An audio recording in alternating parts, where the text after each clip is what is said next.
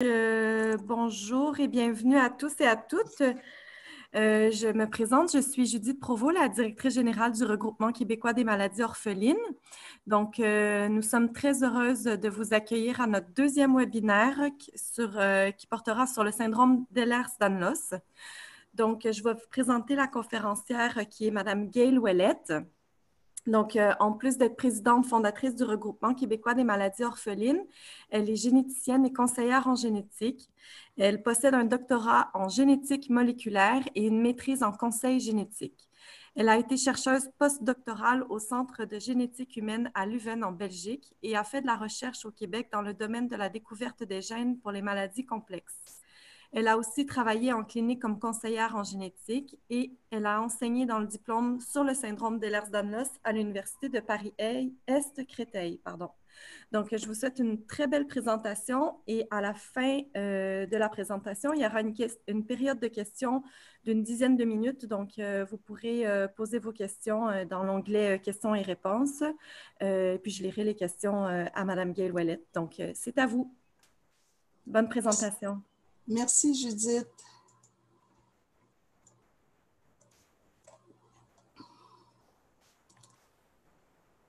Alors, merci beaucoup d'être présent encore aujourd'hui pour le deuxième webinaire. Est-ce que, Judith, on voit bien la diapositive? Oui, c'est parfait.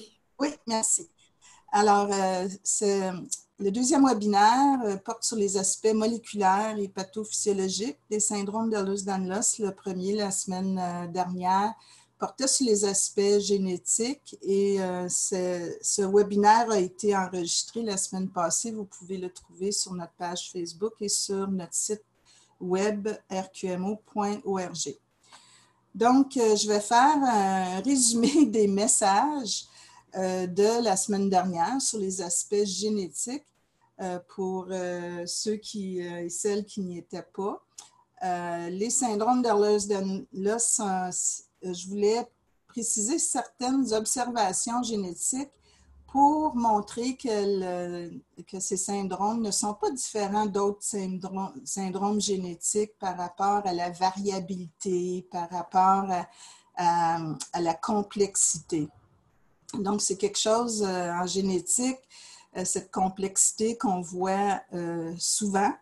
On sait que 13 des 14 sous-types, parce que maintenant on a un 14e sous-type, sont monogéniques, qui sont associés dans chaque famille à un gène, donc il y a une transmission mendélienne, soit autosomique récessive ou dominante, mais ce n'est pas si simple que ça non plus, même si c'est mendélien et qu'il y a seulement un gène. Donc, on a vu des mécanismes qui peuvent expliquer cette complexité. Ensuite, il y a les corrélations génotype-phénotype. Donc, souvent, les généticiens veulent faire des corrélations entre un gène, une mutation précise dans le gène-là et les manifestations de la maladie. Et puis, c'est toujours quelque chose qui est difficile à effectuer, puis qui n'est jamais très, très clair, et il y a souvent des exceptions, et puis j'ai donné des exceptions justement. J'ai parlé beaucoup, et c'est l'image qui est ici, de la triple hélice. Parce que pourquoi c'est toujours compliqué la génétique? C'est parce qu'il n'y a pas qu'un gène, on a 20 000 gènes. Donc, chacun de nous a 20 000 gènes dans nos milliards de cellules pour former notre organisme. Et chaque individu a des différences dans ces 20 000 gènes. Et ensuite, il y a l'environnement qui intervient. Donc, c'est pour ça qu'on a toutes des différences individuelles au niveau génétique et que les personnes atteintes de syndrome d'Ehlers-Danlos, vous le voyez bien, je suppose, que vous êtes souvent très différentes, même dans les mêmes familles. Donc, le plus complexe, on peut dire, c'est le fameux type hypermobile où on n'a encore rien découvert définitif au niveau génétique. Alors, on pense que c'est une maladie plus complexe avec une génétique complexe. Je vais en parler justement plus au niveau moléculaire. On n'a pas de gènes encore identifiés, mais on a des pistes au niveau moléculaire. Et j'ai parlé la semaine passée des tests génétiques. Là, on en parlera moins aujourd'hui. Donc, aujourd'hui, les messages, c'est qu'encore une fois, comme la génétique, ben, les maladies du tissu conjonctif, incluant les SED, c'est complexe aussi. Le tissu conjonctif, c'est compliqué. Puis, je parle de maladies du tissu conjonctif dans le cas des syndromes Ehlers-Danlos parce que souvent, on dit que c'est des maladies du collagène, alors que ce n'est pas simplement des maladies du collagène. On va voir d'autres types de protéines qui sont impliquées. Donc, la semaine passée, on a parlé de la génétique. Aujourd'hui, on va voir comment on passe du gène à la protéine et voir toutes ces protéines et autres molécules qui peuvent être impliquées dans la pathologie là, des syndromes Ehlers-Danlos. Donc, c'est quand les protéines sont absentes ou sont déréglées que ça déraille. Et puis, on peut dire dans les syndromes Ehlers-Danlos que ça déraille de partout. Ensuite, on va regarder les pistes de solutions là, pour comprendre le SED type hypermobile, les dernières recherches. Et je vais parler à la fin de possibles pistes de traitement pour dire que malheureusement, il n'y a pas beaucoup encore de recherches, mais bon, peut-être que ça va venir bientôt. Donc, le SED, je vais toujours dire SED, là, je pense que vous comprenez bien l'abréviation syndrome Ehlers-Danlos. C'est, comme je disais, un désordre du tissu conjonctif. Je fais souvent l'analogie que le collagène, ou en tout cas le tissu, le collagène avec tout ce qui l'entoure, vous allez voir plus tard, le tissu conjonctif ressemble beaucoup à un édifice, donc l'échafaudage d'un édifice. Je pense que quand je vais décrire un peu le contenu du tissu conjonctif, vous allez comprendre l'analogie. Évidemment, il faut une structure qui est assez rigide pour soutenir, mais en même temps assez élastique pour qu'on puisse évidemment bouger, qu'on puisse parer à des traumatismes, etc. Un peu comme les nouveaux édifices maintenant qui se préparent, qui sont maintenant préparés à l'éventualité de séisme, ou s'ils étaient simplement rigides, comme avant, ils tombent en morceaux lorsqu'il y aurait un séisme. Donc, maintenant, on met dans la structure des éléments pour que ça soit un peu plus flexible dans le cas d'un CIP. On peut utiliser cette analogie-là pour le tissu conjonctif. J'ai trouvé cette phrase en anglais il y a quelques années que je trouvais bien pour décrire le tissu conjonctif. Il est omniprésent dans le corps. Il relie le moléculaire au macroscopique, formant un seul continuum, une matrice vivante dans laquelle nous vivons, dans la souffrance ou la joie. C'est un médecin que je ne connais pas, mais qui a décrit le tissu conjonctif de cette façon. Et puis, je pense que vous comprenez que des fois, c'est dans la souffrance avec les douleurs que peuvent avoir les personnes avec le syndrome Ehlers-Danlos. Je remets ici le tableau résumé des types de syndrome Ehlers-Danlos, les maintenant 14 types ou sous-types, comme il y en a qui les décrivent. Pour revenir sur le fait que ce n'est pas seulement des maladies du collagène. Oui, il y a le classique vasculaire, l'arthrocalasique, et des types plus rares comme le cardio-valvulaire et le myopathique, qui sont des gènes de collagène qui sont touchés, donc les protéines de collagène qui sont soit absentes ou non fonctionnelles. Mais vous voyez qu'il y a aussi d'autres gènes qui sont des gènes de collagène, mais qui sont ça peut être des enzymes, ça peut être, c'est souvent des enzymes, il y a même des compléments du système immunitaire ici, qui peuvent quand même avoir une influence sur les collagènes. On va voir que tout ça est relié, mais c'est pour ça que je n'ai pas tendance à dire que le SED est une maladie du collagène. Il y a quelques années, en 2013, cet article a été publié par un médecin, Hélène Langevin, qui était en Nouvelle-Angleterre aux États-Unis, qui s'intéressait au tissu conjonctif parce qu'elle avait une formation, je crois, gynécologue obstétricienne, mais faisait une formation sur l'acupuncture pour justement le traitement de la douleur, entre autres. Et puis, c'est un article très intéressant où elle disait d'ailleurs que le tissu conjonctif était très peu étudié. Était surtout étudié là, au niveau anatomique pour surtout le cartilage, l'os et les muscles, mais que le tissu comme tel qui est présent, comme on vient de le dire, omniprésent, n'était pas étudié au niveau moléculaire autant que d'autres tissus humains. Ça a peut-être changé depuis, mais elle a fait quelques expériences sur des tissus. Elle disait aussi que c'est bien beau d'étudier des cellules en laboratoire, mais d'étudier le tissu comme tel. Alors, elle a développé des expériences où elle pouvait étudier plus le tissu comme tel et les cellules. Je vais vous le montrer plus en détail, plus loin, mais les cellules qui sont très nécessaires au tissu conjonctif sont ce qu'on appelle des fibroblastes, qui sont aussi des cellules de la peau.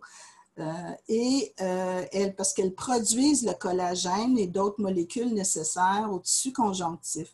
Puis elle, en lien avec l'acupuncture, elle étudiait donc l'effet de ces aiguilles d'acupuncture que les acupuncteurs insèrent et tournent sur les fibroblastes. Et elle a pu voir que le tissu, évidemment, est étiré et que cet étirement cause des réactions. Il y a des mécanismes moléculaires qu'on appelle les voies de signalement Rho qui sont activées lorsque ces étirements. Alors, je n'entrerai pas plus dans le détail, mais c'est très intéressant qu'elle a fait des liens avec justement le traitement de la douleur par l'acupuncture et l'effet sur le tissu conjonctif. Malheureusement, j'ai voulu suivre ses travaux par la suite et je n'ai jamais vu de publication par la suite. Peut-être qu'elle a arrêté de faire de la recherche dans ce domaine-là. Donc, je reviens au tissu conjonctif. Le tissu conjonctif est fait de deux parties principales, les cellules et ce qu'on appelle la matrice extracellulaire. Puis maintenant, on sait, là, avec la dernière recherche depuis quand même quelques années sur les SED, que la matrice extracellulaire, elle est très, très perturbée et impliquée dans les manifestations de ces syndromes-là. Donc, le tissu conjonctif constitue la majorité de la masse du corps, environ 2/3 du volume total chez l'être humain. Il est vasculaire et possède une innervation, sauf le cartilage. Donc, il est vascularisé, puis aussi les nerfs, évidemment, passent à travers le tissu conjonctif. D'ailleurs, la docteure Langevin, dont je viens de parler, évidemment qu'il y a un lien là, avec les nerfs qui passent dans le tissu conjonctif, les cellules fibroblastes et l'impact de ces aiguilles d'acupuncture, évidemment, pour traiter, entre autres, la douleur. Donc, le tissu conjonctif a de multiples fonctions: soutien, protection, nutrition, liaison, réparation des tissus, pour le mouvement, la réponse immunitaire, la croissance et le stockage. Donc, c'est très complexe et moi, je dois vous dire que je suis plus une spécialiste de la génétique, moins de l'anatomie et de l'histologie. Mon cours d'histologie remonte à plus de 40 ans.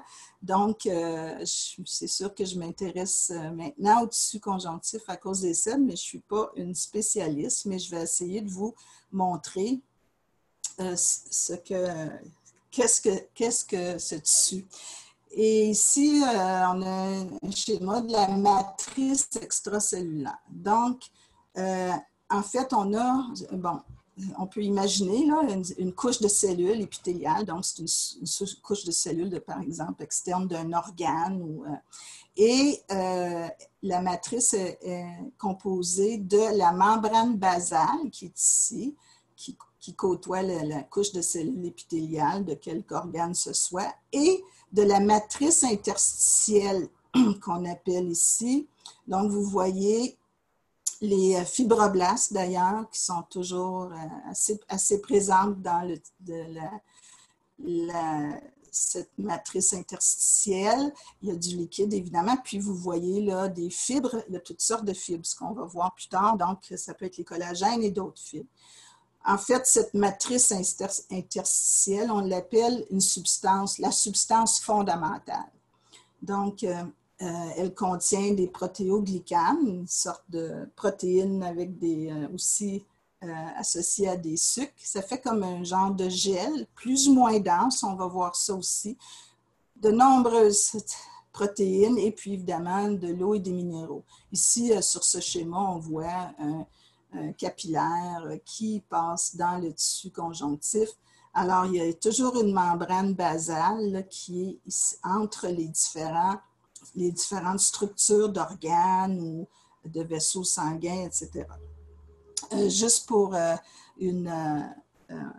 je ne pourrais pas parler de toutes les protéines qui sont dans la matrice extracellulaire, dans le tissu conjonctif, mais je veux juste souligner, je ne sais pas si Yolène nous écoute aujourd'hui, qui, elle, est très concernée par une maladie qui a été exclue de la classification en 2017, et puis c'est le VPNH, et qui touche plus le cerveau et des symptômes neurologiques, mais qui cause aussi de l'hypermobilité chez les personnes atteintes. Puis en fait, un gène a été identifié qu'on appelle laminine, pour la protéine laminine. Et en fait, la laminine fait partie de cette membrane basale qu'on appelle. La laminine forme une couche là, pour faire cette membrane basale. Donc, ce qui peut expliquer, en plus des autres symptômes, peut-être aussi l'hypermobilité lorsqu'il y a un problème avec ce gène-là. Donc, les molécules, les glycos, on parlait de glycoprotéines ou protéoglycanes. Peut-être c'est des noms dont vous avez déjà entendu parler, mais ce sont l'héparane sulfate, le chondroïtine sulfate, le kératane sulfate, l'acide hyaluronique. On entend ces protéoglycanes, donc protéines qui sont associées à des sucres, c'est des grosses molécules. On entend des fois l'acide hyaluronique qui est utilisé des fois dans des crèmes pour la peau, etc., des fois dans ce qu'on nous propose anti-vieillissement, etc. Donc, c'est vraiment des composantes essentielles de cette matrice extracellulaire, la substance fondamentale. Ensuite, et c'est ce qui constitue là, le liquide, le gel, pour tenir tout ça ensemble. Et les protéines, évidemment, c'est là qu'il y a le collagène, mais on appelle ça des protéines fibreuses beaucoup. Le collagène, l'élastine, il y a aussi la fibronectine, l'intégrine, la laminine dont je parlais tantôt qui forme la membrane basale. Ténacine, vous avez peut-être entendu parler de ténacine, qui est un des gènes qui a été identifié pour un sous-type qui est classique, simili-classique.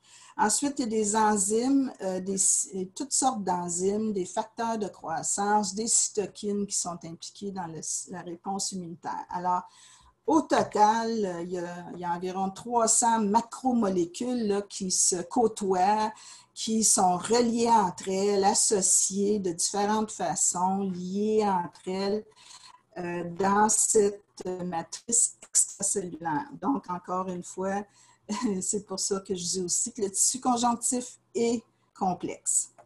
Je vais vous montrer plus en image, un peu plus...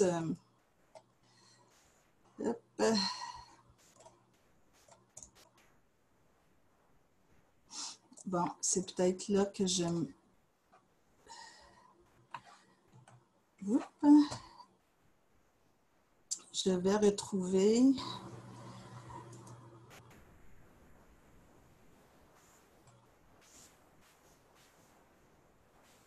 un diaporama.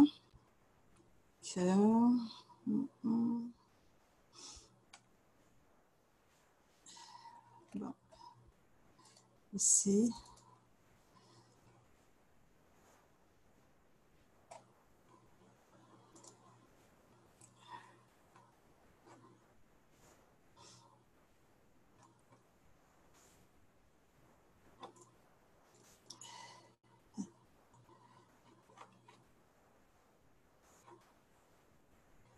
Oups.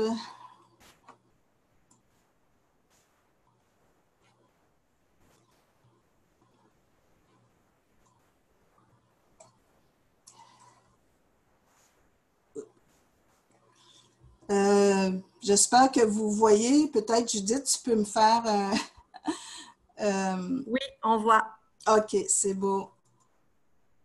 Donc, la matrice extracellulaire avec son fluide interstitiel. Bon, c'est le fluide qu'il y a entre les cellules.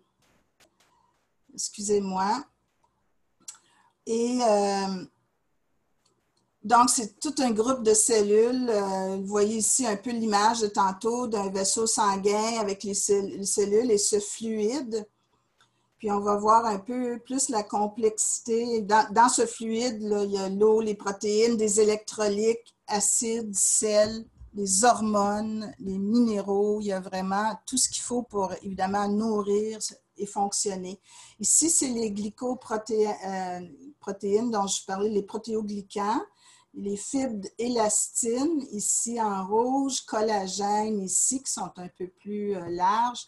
Et il y a aussi ce qu'on appelle des glycoprotéines qui sont dans la membrane. Ici, c'est la membrane cellulaire et l'intérieur de la cellule ici.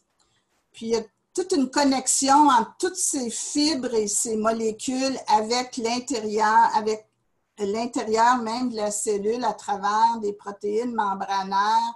Il y a des signaux qui sont donnés entre ces différentes macromolécules. Donc, ça tient évidemment les tissus. Les vaisseaux sanguins nourrissent l'intérieur de la cellule, évidemment, les nutriments qui passent à travers la membrane de la cellule et qui viennent nourrir l'intérieur de la cellule. Donc, c'est tout un aménagement complexe. Et, je m'excuse pour le fait que je n'ai pas trouvé de bonne vidéo en français.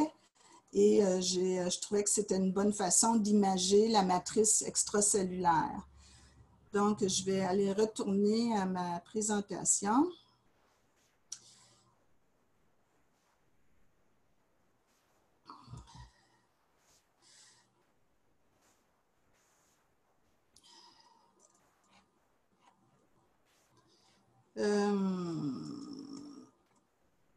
Excusez-moi.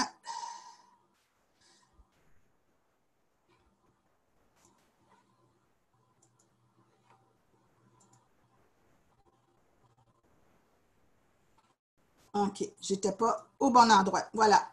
Donc, est-ce que vous entendez de la musique? Non. Moi, j'ai la musique dans mes oreilles. Non, non, on l'entend pas, la musique. Bon. C'est à cause de la vidéo qui continue la musique.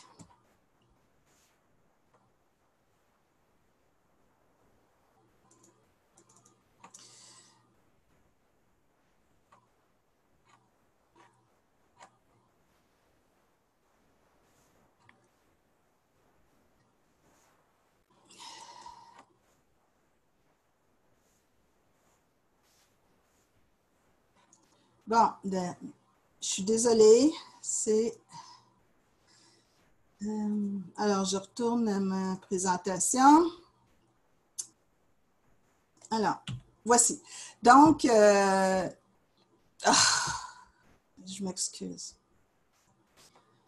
C'est la première fois que j'essaie avec vidéo.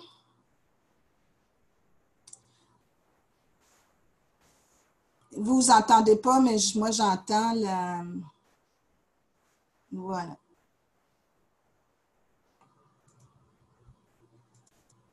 Voilà. Je reviens.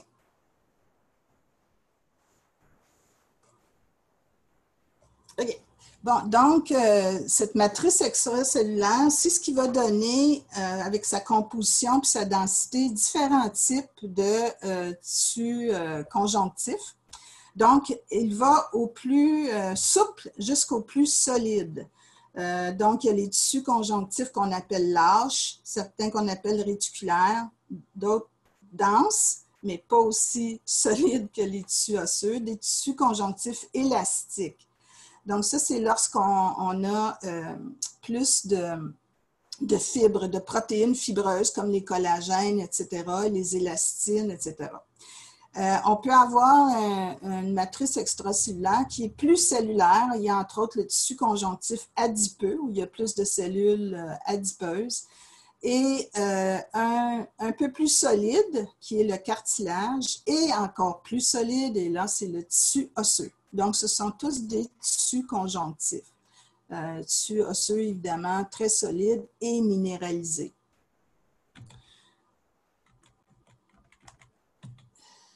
Bon, là, c'est ma diapo qui est... Voilà. Donc, je disais que le tissu conjonctif avait deux grandes composantes, les cellules et la matrice extracellulaire. Là, on va voir un peu les cellules qui sont dans le tissu conjonctif. Il y a deux catégories, des cellules qui sont fixes et des cellules qui sont libres. Les cellules fixes, bien, la principale sont les cellules fibroblastes, évidemment, qui sécrètent toute cette matrice extracellulaire, donc toutes les composantes qu'on a vues, puis d'autres molécules, comme nous avons vu, des facteurs de croissance, des enzymes. Ils jouent un important rôle dans la réparation tissulaire, l'entretien des réactions inflammatoires. Il y a les myofibroblastes, on va y revenir plus tard, ce sont des analogues aux fibroblastes. Elles ont des propriétés contractiles et elles interviennent dans la cicatrisation des plaies et même fort probablement dans les réactions inflammatoires. Donc, c'est des fibroblastes qui ont un peu des propriétés de cellules musculaires. Ensuite, on peut avoir les adipocytes dont j'ai parlé tantôt, dans les tissus conjonctifs, il y a plus qui sont adipeux. Les chondroblastes et les chondrocytes, c'est les cellules qui sont présentes spécifiquement dans les cartilages. Évidemment, les ostéoblastes et ostéocytes dans les os. Les mastocytes, certaines de vous, je pense que vous connaissez bien les mastocytes, étant donné qu'on voit un lien souvent entre le fameux SAMA, le syndrome d'activation mastocytaire, et les SED. Donc, c'est des cellules qui sécrètent l'histamine, qui, elle, sert à dilater les vaisseaux sanguins durant les inflammations, mais évidemment, lorsque c'est trop réactif, ça peut causer des problèmes, évidemment, de réactions inflammatoires ou allergiques. Il y a les macrophages qui servent à, si on veut, nettoyer aussi beaucoup, à ingérer des substances qui ne sont plus bonnes, plus utilisées, des substances étrangères. Ensuite, il y a les cellules souches qu'on appelle les mésenchymateuses. Elles sont présentes, évidemment, c'est elles qui sont les cellules qui vont donner naissance à tous ces types de cellules-là, qui vont se différencier puis donner naissance à aux fibroblastes, aux adipocytes, etc. Ensuite, les cellules libres. En fait, les cellules libres, ce sont plutôt les globules blancs. Alors, il y a les lymphocytes que vous connaissez bien, des plasmocytes qui sécrètent les immunoglobulines, des monocytes, il y a aussi des macrophages qui sont circulaires libres, qui font ce qu'on appelle, là, je vous ai décrit la phagocytose, si on veut, du recyclage, comme les éboueurs de la cellule. Ensuite, il y a différentes autres cellules, globules blancs, qui servent à la réponse inflammatoire. Les basophiles, qui sont les cellules précurseurs qui donne naissance aux mastocytes. Et peut-être aussi, c'est un nom que vous connaissez, certaines d'entre vous, les éosinophiles, qui augmentent dans des infestations, des infections et des allergies. Donc, des fois, on va parler même au niveau gastro-intestinal de réactions éosinophiles ou certaines allergies.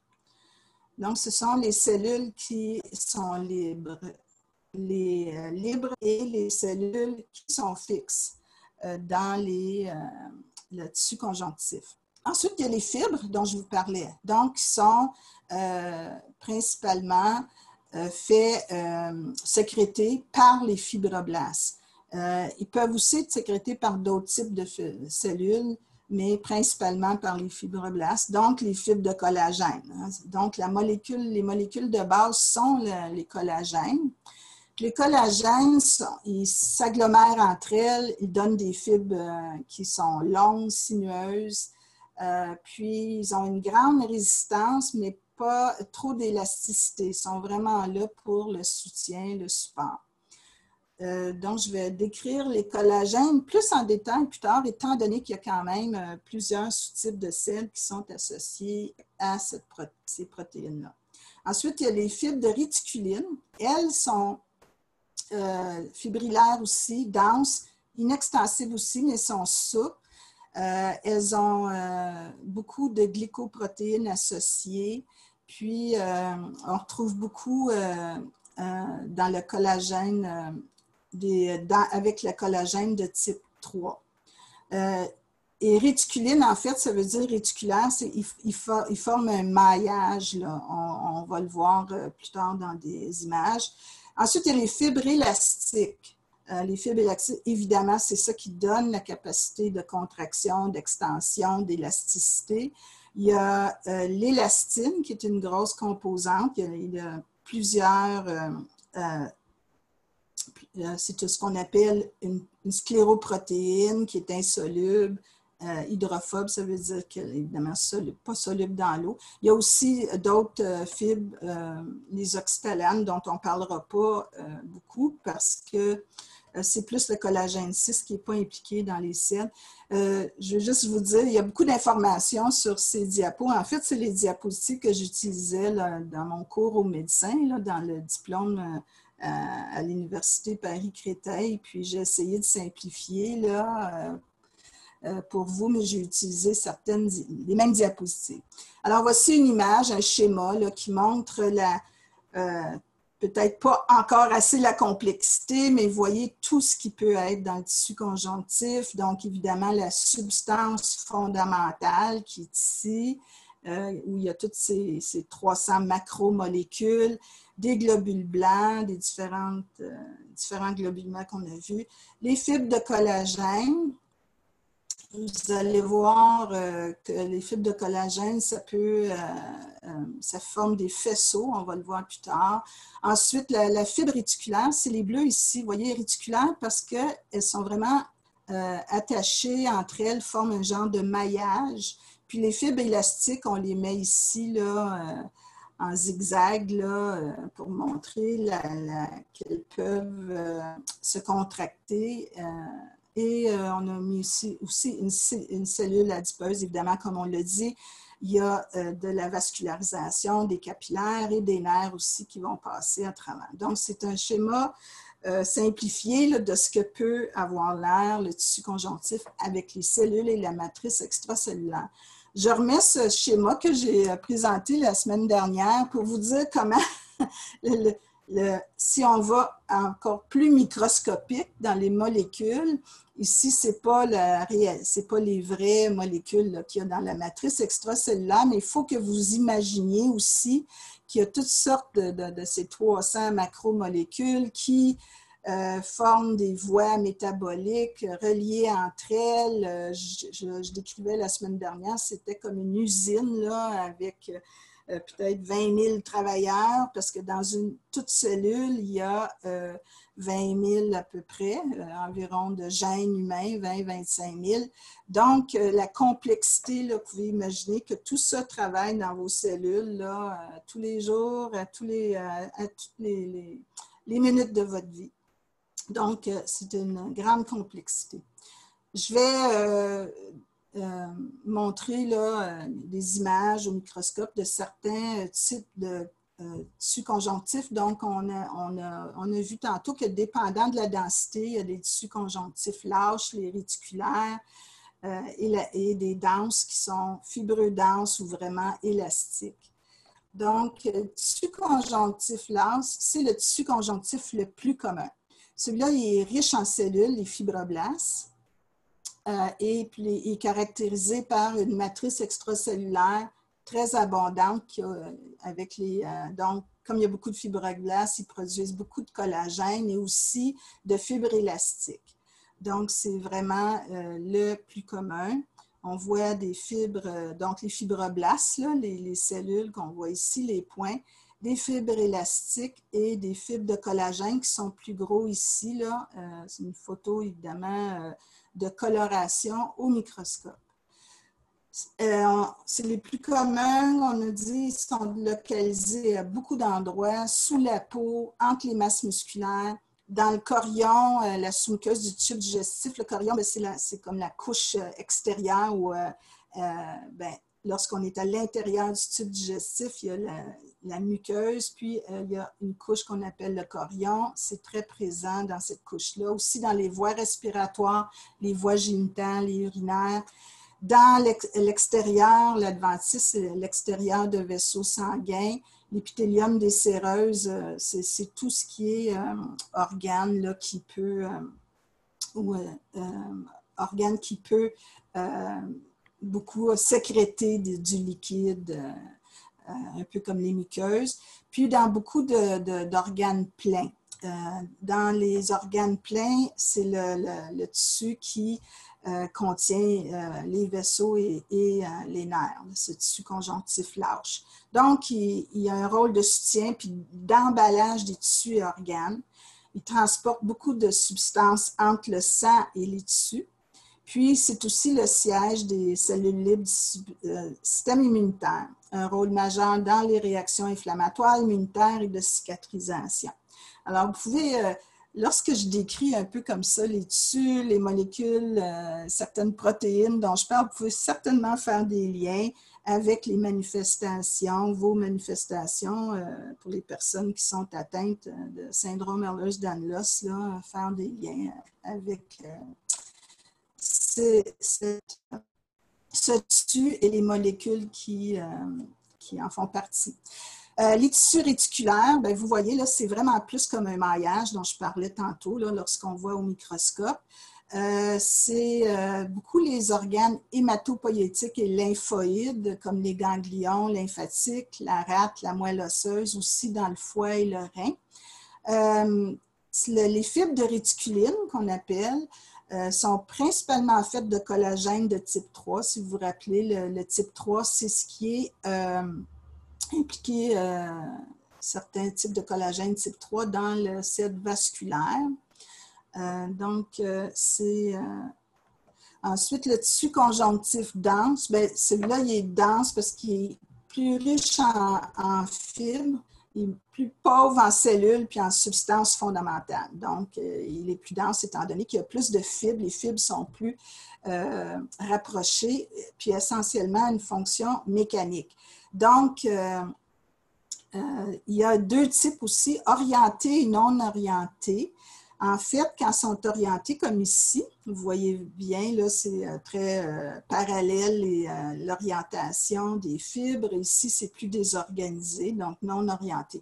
Alors, quand c'est orienté, c'est plus pour évidemment des fonctions d'étirement, de lien entre différents tissus. Alors, c'est les ligaments, les tendons, les aponevroses aussi qui tiennent, qui font le lien avec des muscles.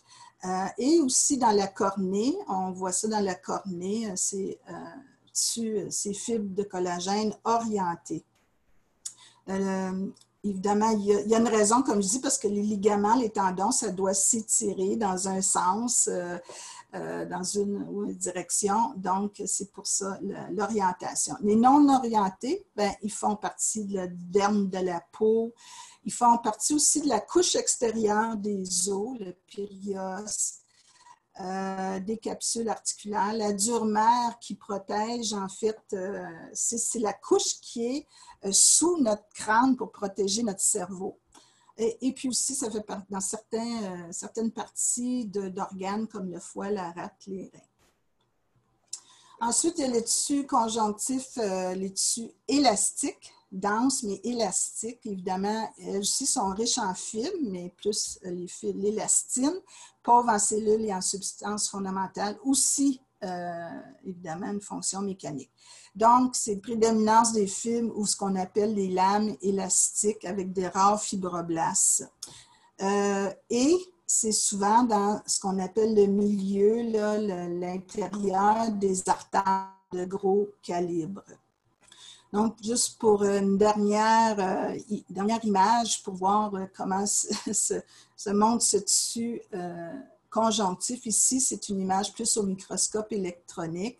Donc, si on revient à notre premier schéma qu'on a vu, ben, les cellules épithéliales ici, l'épithélium d'un organe ou de la peau, la lame de base qu'on appelle, qui est ici, qui contient de la laminine. Et ensuite, ici, on a la matrice extracellulaire, où on voit beaucoup ici le collagène, les fibres de collagène. Évidemment, ça se voit autrement au microscope électrique. Puis je voulais donner une idée, je m'excuse, l'image est un peu floue, je voulais donner une idée où se situe le tissu conjonctif dans les capillaires, les vaisseaux sanguins. Et vous pouvez faire un lien là, avec, des fois vous avez certains problèmes avec les capillaires sous votre peau ou dans le cas évidemment, du syndrome Ehlers-Danlos type vasculaire, évidemment que là, les problèmes sont plus sérieux à cause de dysfonctionnement du tissu conjonctif. Alors, vous voyez ici qu'il y a deux endroits principaux où il y a du tissu conjonctif.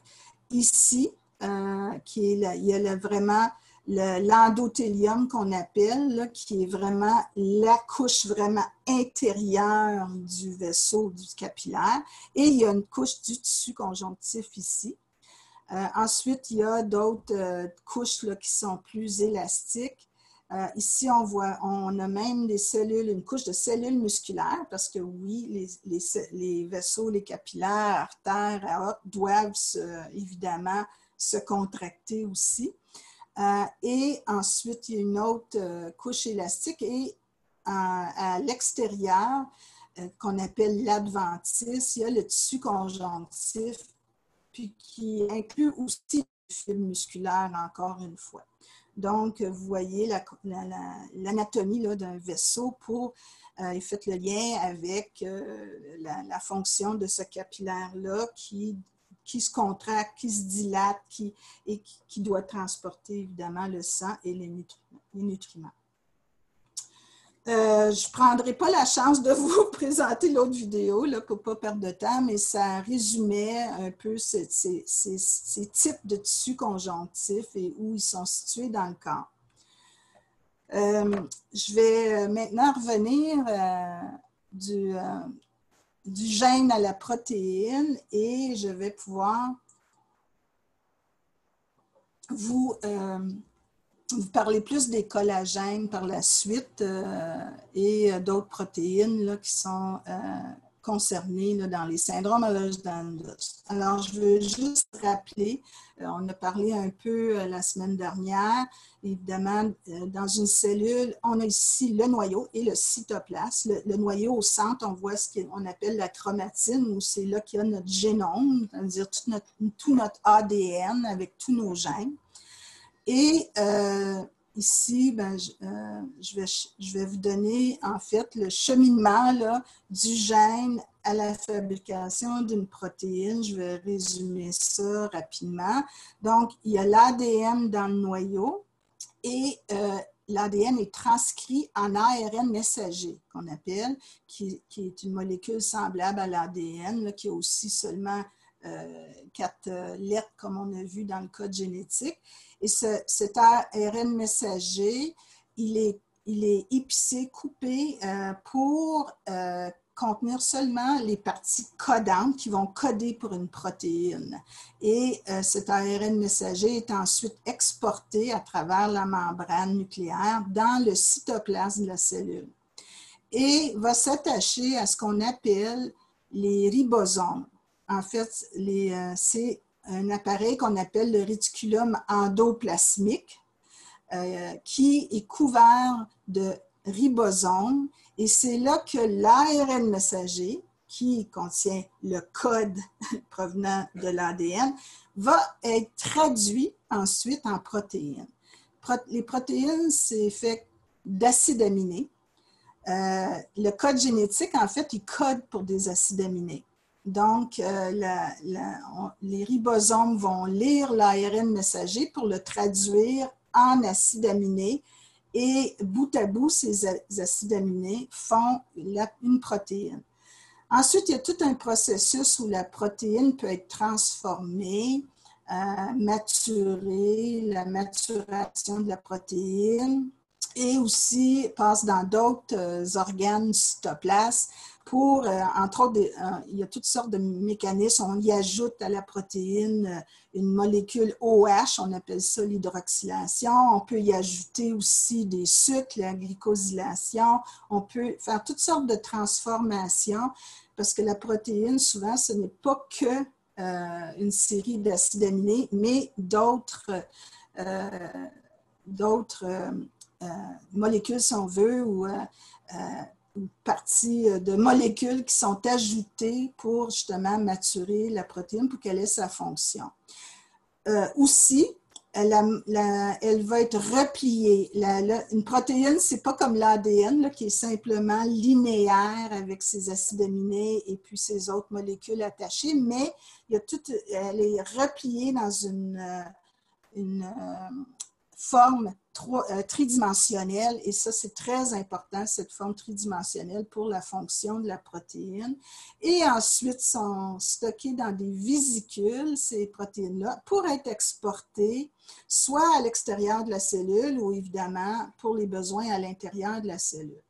Alors, je vous décris ça pour vous dire que c'est complexe et puis, on va le voir plus tard, si un gène est muté, n'importe quelle de ces étapes peut être affectée lorsqu'on a un gène qui est défectueux. Mais je voulais aussi vous montrer plus spécifiquement les collagènes. Donc, on passe évidemment des gènes de collagène à la fabrication de la protéine. C'est ce qu'on appelle des protéines structurales, parce que vous l'avez vu, ça forme des fibres et c'est une structure pour le tissu conjonctif. Il y a plus d'une vingtaine de collagènes. C'est la protéine la plus abondante dans l'organisme humain. 1/4 de la masse protéique. Donc, on disait que le tissu conjonctif était 2/3 du volume du corps humain. Et ces collagènes, c'est 25% de toutes nos protéines, de la masse protéique. Comme je disais plus tôt, ils sont inextensibles, mais ils résistent à l'attraction. Donc, c'est vraiment pour un rôle de soutien.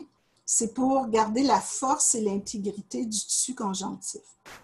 Collagène, en fait, le mot vient de producteur de colle. Donc, colle, soutien, j'imagine que les premiers qui ont défini ces protéines-là ont fait cette analogie-là. Les vingtaines de collagènes sont complexes, sont très différents. Ils sont composés de 3 chaînes polypeptidiques, donc d'acides aminés, puis des formes hélicoïdales, un peu comme l'ADN. Et puis, habituellement, il y a 3 chaînes qui s'assemblent. Donc, on dit que le collagène a une structure de triple hélice.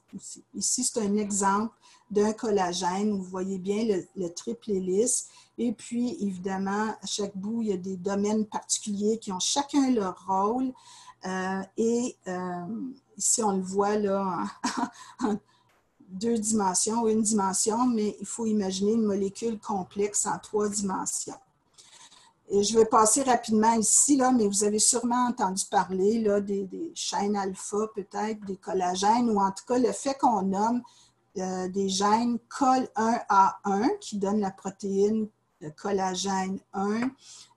Le A1 fait référence aux chaînes. Donc, il y a 3 chaînes dans chaque molécule et on peut avoir 3 chaînes de type 1, alpha 1, ou 2 chaînes alpha 1, une chaîne alpha 2. Puis c'est là devient le nom de ces gènes-là que vous connaissez associés au syndrome Ehlers-Danlos. Donc, le collagène 1, 3 et 5 et leurs différentes combinaisons de chaînes font qu'il y a une différence entre le collagène 1A1, 1A2, etc.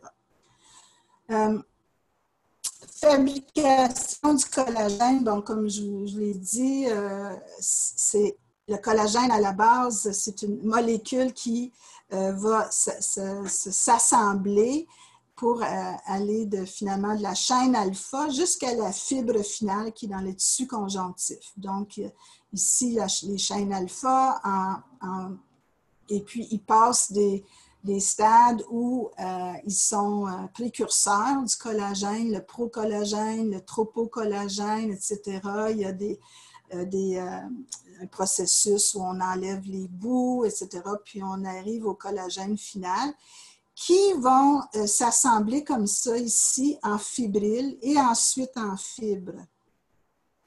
Il y a même des étapes un peu plus compliquées.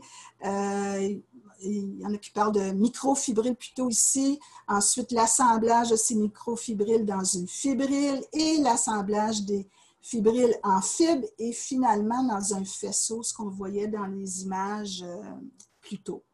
Donc, c'est vraiment un assemblage et on viendra au mécanisme lorsque les collagènes ne fonctionnent pas.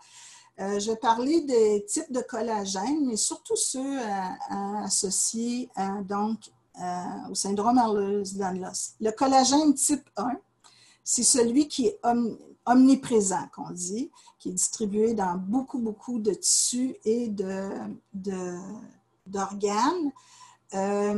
C'est un peu curieux, je trouve, parce que c'est quand même pas celui qui est le plus associé à des syndromes Ehlers-Danlos. Comme vous l'avez vu, c'est pas associé aux syndromes Ehlers-Danlos les plus fréquents. Mais c'est des mutations qu'il y a des mutations dans le gène qui affectent la structure puis la formation des chaînes alpha. Puis comme je l'expliquais la semaine dernière, ce qui est toujours étonnant, la variabilité, l'hétérogénéité en génétique, c'est que même pour une mutation dans les mêmes gènes, ça peut causer des maladies différentes. Donc, c'est des gènes, les collagènes qui sont associés beaucoup à l'ostéogenèse imparfaite, donc un tissu osseux, mais ils sont aussi associés au syndrome Ehlers-Danlos, qui est le type arthrocalasique, où on n'a pas nécessairement des manifestations osseuses, mais plutôt au niveau de la peau et c'est caractéristique, il y a la dislocation de la hanche, puis on a même une cicatrisation qui est normale habituellement. Le collagène type 3, c'est presque tous les tissus aussi, sauf les os et le cartilage, donc c'est celui qui est associé au type vasculaire, et les collagènes de type 5 et 6 qui sont dans presque tous les tissus. Le collagène de type 5, évidemment, c'est celui qui est associé au SED type classique. Et puis, je voulais souligner que habituellement, les collagènes de type 5 sont associés au collagène de type 1 aussi. Comme je vous l'ai dit, là, il y a beaucoup de liaisons entre les différents types de collagène. Alors, lorsqu'il y a un type de collagène qui est affecté, par exemple dans le SED, évidemment que ça affecte toute la structure, même d'assemblage, avec d'autres types de collagène. Donc, les autres collagènes, ils ont toutes leurs spécificités tissulaires aussi, selon leur structure. Une cellule peut synthétiser différents types de collagène, donc les fibroblastes dans le tissu conjonctif peut en synthétiser plusieurs types. Puis, un même collagène peut avoir différentes fonctions dépendant des tissus. Donc, je reviens à mon message. Le tissu conjonctif, c'est compliqué. Je voulais montrer ici les types de collagène associés à des pathologies. Donc, ce n'est pas seulement pour les syndromes Ehlers-Danlos. En bleu, ce sont les trois principaux syndromes Ehlers-Danlos associés à des collagènes dont je viens de vous parler. Donc, le collagène 1A1 qui est associé au arthrocalasique, mais aussi le type plus rare cardio-valvulaire. Puis, encore plus rarement, on a trouvé des mutations dans ces gènes-là dans quelques cas de SED classique et vasculaire. Ensuite, le collagène 3A1 qui est impliqué dans le syndrome vasculaire et les fameux collagènes 5A1, 5A2 dans le type classique. Mais vous voyez, d'autres maladies sont associées à des collagènes défectueux. Le syndrome de Stickler, qui est aussi une maladie du tissu conjonctif, l'ostéonose imparfaite, d'autres types de dysplasie, même des maladies du rein, qui a une anomalie du collagène 4. La myopathie de Bethléem, peut-être certains de vous en ont déjà entendu parler. C'est le cas, parce que des fois, on fait un lien avec le syndrome Ehlers-Danlos, c'est le collagène 6, mais ici, on n'a pas indiqué, il y a aussi le collagène 12, qui est aussi associé maintenant dans la nouvelle classification, on l'appelle un SED myopathique. Et il y a quelques similarités avec la myopathie de Bethléem. Même l'épidermolyse bulleuse dystrophique, ça c'est une maladie de la peau. Donc, c'est le collagène 7 qui est impliqué. Donc, c'est pour vous dire que il y a les vingtaines de collagènes, plusieurs sont impliqués dans différentes pathologies et pas seulement sur les syndromes Ehlers-Danlos. Donc, je reviens à, je vais regarder l'heure pour, je parle beaucoup des fois et l'heure avance. Donc, je vais revenir à lorsque un gène est muté et que tout déraille, comme je disais tantôt. Donc, lorsque le gène est muté, évidemment, on a affaire à une protéine. Habituellement, on ne dit pas que les protéines sont mutées. C'est pour ça que je l'ai mis entre guillemets. Mais évidemment que lorsqu'il y a un gène muté, il peut y avoir des problèmes. Donc, dépendant de la mutation du gène, ces problèmes-là peuvent arriver à différents endroits. Ils peuvent arriver dès la transcription en ARN messager. Les problèmes peuvent arriver ensuite, sinon, à la traduction en protéines. Dans le cas de la maturation de la protéine ou dans l'organisme, l'organelle qui est là lorsque la protéine mature encore puis qu'elle est repliée, il peut y avoir des problèmes qui surviennent et ça peut aussi être dans le stockage et le transport, la protéine qui ne se rend pas où elle devrait se rendre normalement. Donc, encore une fois, dépendant du gène muté, dépendant de la mutation, ce qui est causé par cette mutation-là, dans le processus, différents problèmes peuvent arriver. Au bout du compte, ce qu'on a, c'est soit une protéine absente, complètement, qui peut être complètement absente, ou une protéine qui est non fonctionnelle. Et je voudrais vous parler des types de mutations, comment on les définit et ce qui peut arriver, l'impact finalement sur la fonction de la protéine. Puis j'utilise pour ça une vieille classification parce que je trouve qu'on peut bien comprendre par cette classification d'un généticien qui s'appelait Hermann Müller puis qui a gagné le prix Nobel en 1946. Alors, voici, on a le type sauvage. C'est le terme qui est utilisé beaucoup en génétique animale ou des plantes. On parle du type sauvage qui est en fait le gène normal. Donc, il y a une expression normale de la protéine à partir du gène. Ensuite, on peut avoir amorphique. Donc, une mutation amorphique, c'est une mutation qui cause une protéine dysfonctionnelle où elle ne fonctionne pas du tout, où il n'y a pas du tout expression du gène en protéine, donc la protéine est absente. Hypomorphique voudrait dire que la mutation cause une activité réduite ou partiellement réduite de la protéine. Donc, elle peut fonctionner un peu. Ça peut être très réduit ou partiellement réduit. Il reste un peu de fonction. Hypermorphique même, c'est-à-dire que l'activité peut même être augmentée ou partiellement augmentée. Ça peut ne pas être bon dans une cellule. On a tendance à penser que quand il y a absence et activité réduite, ça cause des problèmes, mais tout est régulé dans une cellule. Il y a un équilibre, l'homéostasie dont on parlait la semaine passée, un équilibre qui est nécessaire. Si une protéine est trop produite, ça peut aussi amener des problèmes, des pathologies. Néomorphique veut dire que la protéine est tellement modifiée qu'elle a une fonction nouvelle.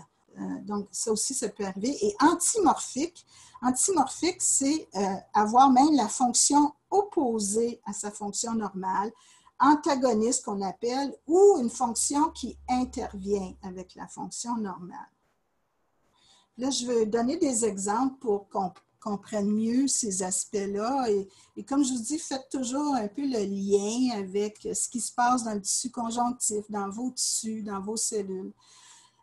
Lorsqu'on parle d'activité hyper ou hypomorphique, souvent, on va parler d'enzymes, par exemple. Une enzyme, comme j'en parlais la semaine passée, j'ai décrit un peu, c'est une protéine qui modifie un produit A en produit B. Alors, je donnais l'exemple de la phénylsitonurie. Probablement vous, si vous avez moins de 40-50 ans et vos enfants ont probablement été dépistés à la naissance pour cette maladie métabolique qu'on appelle la phénylsitonurie. C'est une enzyme, la PHA, qui catalyse, modifie la phénylalalanine, un acide aminé, en tyrosine. Si l'enzyme ne fonctionne pas, la phénylalalanine va s'accumuler, elle va être augmentée, puis la tyrosine ne sera pas produite. Mais comme je disais tantôt, il peut y avoir, c'est pas totalement, la fonction de l'enzyme n'est pas totalement perdue, ça peut être partiellement, donc il peut rester un peu de fonction de l'enzyme et on peut quand même avoir la tyrosine qui est produite, mais quand même une accumulation de la phénylalalanine. Et donc, ça fait que cette maladie qui a été décrite il y a 70 ans, qui était supposée d'être très simple, peut aussi être très variable et complexe.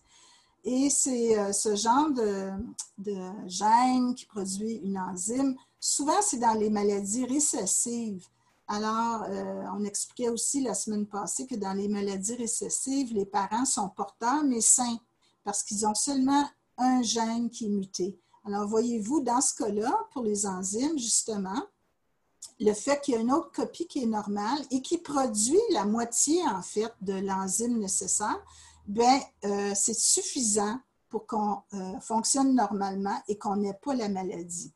Donc, les parents qui ont seulement une mutation, ils ne savent même pas qu'ils ont ces mutations parce qu'ils n'ont pas de signes, de symptômes. Par contre, lorsqu'ils donnent chacun la mutation à leur enfant puis que les deux copies sont affectées, bien là, à ce moment-là, la protéine, il y a beaucoup moins d'enzymes fonctionnelles, mais il peut toujours, comme je disais, avoir une activité résiduelle. Mais je vais revenir plus, je voulais faire la différence avec, par exemple, un collagène ou des protéines structurales. Protéines structurales, donc comme le collagène, l'élastine, la laminine, souvent ça va être l'effet comme on appelait antimorphique et on va dire qu'il y a un effet dominant négatif. Pourquoi? Parce que souvent, il s'agit qu'il y ait une mutation dans le gène, donc c'est souvent des maladies dominantes, parce que c'est une protéine structurale, même si l'autre copie produit une protéine normale, bien la combinaison des deux dans le tissu conjonctif, ce n'est pas très bienvenu parce que Et c'est ça qu'on appelle le dominant négatif, parce que la protéine qui est produite par la moitié des gènes est défectueuse et vient déranger toute cette structure-là qu'on a vue dans la matrice extracellulaire. Donc, c'est pour ça aussi que la maladie apparaît, même s'il y a une copie du gène qui est mutée et peut être transmise aux enfants, évidemment, des générations suivantes. Donc, pour l'exemple du collagène, ces mutations-là peuvent arriver à n'importe quelle étape là, dans la chaîne ou dans le collagène comme tel, déranger cette structure-là en fibrilline, en microfibrilles, en fibres, en faisceaux, etc. Donc, vous voyez comment une mutation dans un gène de protéines structurelles comme collagène, élastine, laminine peut déranger toute la structure du tissu conjonctif. Donc, je vais y aller peut-être plus en résumé, mais je reviens à ce tableau-là pour encore une fois insister que même si moi, je n'appelle pas en général les CED maladie du collagène parce que c'est dans quelques types seulement qu'on a vraiment le collagène qui est affecté, le gène muté et la protéine qui est défectueuse. Par contre, dans la classification 2017, on a divisé les sous-types en groupes selon les fonctions des protéines qui sont touchées. Puis, quand même, le groupe B, même si ce n'est pas le collagène comme tel qui est affecté, c'est son repliement. Donc, je vous ai expliqué qu'il y a toujours du repliement des protéines dans la cellule. Dans ce cas-ci, ce sont des gènes qui affectent ce repliement-là, ou la réticulation. Réticulation voulant dire, en anglais, on appelle ça du cross-linking. C'est cet assemblage de différents collagènes entre eux. Ensuite, le groupe C, c'est des défauts de la structure de la fonction myomatrice, donc l'interface entre le muscle et la matrice extracellulaire. Il y en a un gène que vous connaissez peut-être. Pourquoi vous connaissez peut-être, je dis ça, de la ténacine B, c'est qu'on l'a déjà pensé que c'était associé au type hypermobile. On en pense moins maintenant. Probablement qu'il y a une implication, mais pas à 100%, mais il est associé avec le simili classique type 1. Donc, c'est un gène qui produit la protéine ténacine X qui est présente dans l'interface entre les muscles et la matrice extracellulaire. Et évidemment, il y a le type myopathique, qui est le collagène 12A1, qui est aussi, comme il est myopathique, il y a plus de manifestations musculaires. Il est situé dans cette structure-là. Ensuite, il y a les défauts de la biosynthèse des glycosaminoglycanes. Je n'ai pas parlé spécifiquement des je n'ai pas appelé ça les glycosaminoglycanes plutôt, mais ce sont les fameuses protéoglycanes dont j'ai parlé, qui sont la chondroïtide sulfate, le sulfate héparane, l'acide hyaluronique, qui sont des glycosaminoglycanes. Vous avez vu que c'est des éléments essentiels de la matrice extracellulaire. Donc, dans deux des types de syndrome Ehlers-Danlos, ce sont les protéines qui sont affectées. Il y a différents gènes quatre différents gènes qui les codent pour ces protéoglycanes. Ensuite, le groupe E, qui vraiment est tout un autre mécanisme, c'est les voies du complément. Complément, c'est des protéines qui sont impliquées dans la réponse immunitaire. Et c'est dans le type périodontal où on sait qu'il y a en fait énormément de réactions inflammatoires dans les gencives, au niveau de la gencive. Donc, mais qui a aussi des manifestations comme d'autres CED. Donc, on a identifié des compléments. Ensuite, les voies intracellulaires. La semaine dernière, et je l'ai montré aussi avec mon schéma, mon fameux schéma qui ressemble à une usine là, dans la cellule, c'est que c'est pas si simple, là, un gène qui produit oui, le gène code pour une protéine, mais ça dépend des tissus, ça dépend des situations. Il y a de la régulation des gènes. Dans certains tissus, un gène va être inactif, dans un autre tissu, il va être actif. Et pour ça, il faut ce qu'on appelle des facteurs de transcription, toutes sortes de molécules, finalement, de protéines qui parlent entre elles et parlent à l'ADN. Donc, un des exemples, parce que je sais que certaines ici le connaissent, c'est le gène du ZNF469 qu'on appelle un zinc finger. Les zinc fingers, les doigts de zinc en français, parce qu'il y a une molécule de zinc qui est associée à la protéine, servent à activer ou inactiver la transcription d'un gène. Donc, c'est des choses qui sont présentes, qui sont nécessaires pour activer d'autres gènes. Et on l'a associé, ce gène-là, avec le syndrome de la cornée rigide, la cornée fragile, rigide qu'on appelle. Et d'autres types qui sont aussi des facteurs de transcription dans le type spondylodysplasique. Donc, vous voyez que oui, les collagènes sont directement touchés là, dans certains types de cellules Ehlers-Danlos, mais vous voyez comment des gènes qui produisent des protéines avec d'autres types de fonctions ont aussi un impact, un tissu conjonctif, et évidemment ont un impact sur les collagènes aussi. Donc, si évidemment il y a des problèmes avec les glycosaminoglycanes dans la matrice extracellulaire, bien, ça peut affecter évidemment les collagènes qui sont les élastines, les réticulines, toutes les autres molécules. Il faut voir ça vraiment comme tout interrelié. Donc, s'il y a un problème à un endroit, ça peut affecter tout le tissu. Donc, j'arrive à mes derniers points, surtout pour les paires mobiles. Je vais parler des récentes études sur le CED hypermobile. De façon générale, tout le type d'études qu'on fait lorsqu'on veut évidemment étudier une maladie. Les études génétiques, bon, on en a parlé la semaine passée pour identifier les gènes, etc. Mais il y a aussi évidemment les études cellulaires et moléculaires. Je vais vous montrer des images, mais il y a les études biochimiques qui ont été utilisées, on a eu des questions là-dessus la semaine dernière, qui ont été utilisées en clinique pour essayer de définir des types de cellules, surtout lorsqu'on n'avait pas les gènes et qu'on ne pouvait pas faire des tests génétiques. Ça nous permet de voir la présence, s'il y a présence ou pas d'un type de collagène et leur structure. Des études qu'on fait, ce sont des études de cellules in vitro.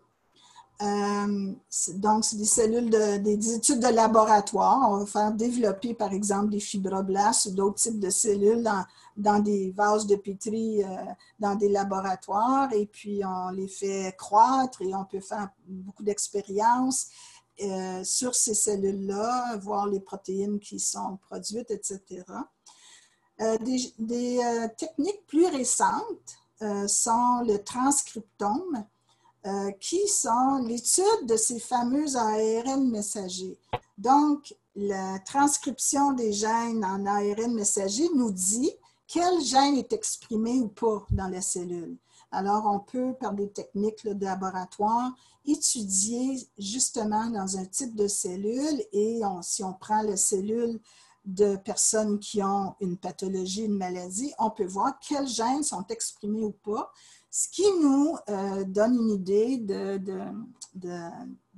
finalement surtout les gènes qui devraient être exprimés puis ils ne sont pas, les gènes absents, les protéines donc qui sont en plus grande quantité, qui sont réduites, etc. Il y a aussi quelque chose qui est relativement nouveau qu'on appelle les micro-ARN. Les micro-ARN sont transcrits de l'ADN mais ne produisent pas de protéines, ils ont d'autres fonctions, dont, un peu comme les facteurs de transcription dont je viens de parler.